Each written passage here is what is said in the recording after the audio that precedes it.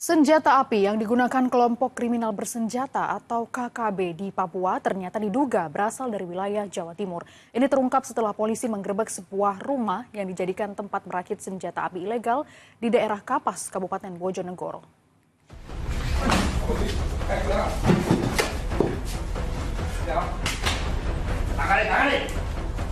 Tanpa permisi aparat di Reskrimum Polda Jawa Timur menggerebek sebuah rumah yang dijadikan tempat perakit senjata api ilegal di Desa Kalianyar, Kecamatan Kapas, Kabupaten Bojonegoro. Saat mencari barang bukti, polisi menemukan ratusan peluru serta badan senjata api. Satu orang yang berada dalam rumah ditangkap, lalu diminta menunjukkan barang bukti lain dan tempat perakitan senjata.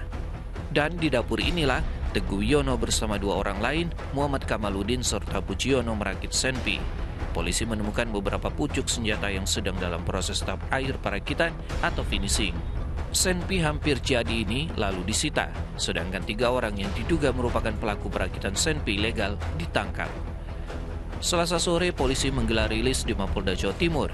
Dari pengembangan kasus senpi ilegal di Bojonegoro, ternyata ada kaitannya dengan penangkapan mantan anggota TNI, Yuni Enumbi dan Eko Sugiono yang memasok senjata api ilegal untuk kelompok kriminal bersenjata di Puncak Jaya dan Manokwari. Mereka merupakan komplotan yang berbagi tugas memuluskan penyelundupan senpi ke KKB. 3 orang yang ditangkap di Bojonegoro yakni Teguh sebagai penerima pesanan, Muhammad Kamaludin sebagai perakit, dan Pujiono pembuat popor senjata. Senpi yang sudah jadi lalu dikirim ke Papua yang diselundupkan dalam tabung kompresor. Mereka berdalih baru mengirim 6 senjata api ke Papua. Dari hasil menjual senpi ilegal, para tersangka mendapat keuntungan 1,3 miliar rupiah. Baru diakui 1 kali pengiriman dengan menggunakan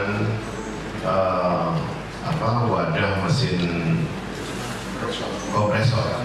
Jadi kompresor itu dipotong dulu, kemudian senjata ini dibagi dalam beberapa potongan, baru dimasukkan beserta dengan amunisi, kemudian dikirim menggunakan ekspedisi. Itu berapa unitnya? Jumlah yang disita di Polda Papua ada 6 pucuk. Enggak yang sempat terkirim? Iya, gitu. Dari hasil penggerebekan di Bojonegoro, polisi menyita 5 senjata api rakitan, 2 laras panjang dan 3 laras pendek, serta 982 butir peluru.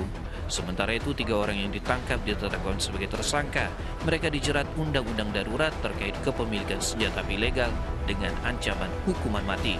Bayu Pratama melaporkan dari Surabaya, Jawa Timur.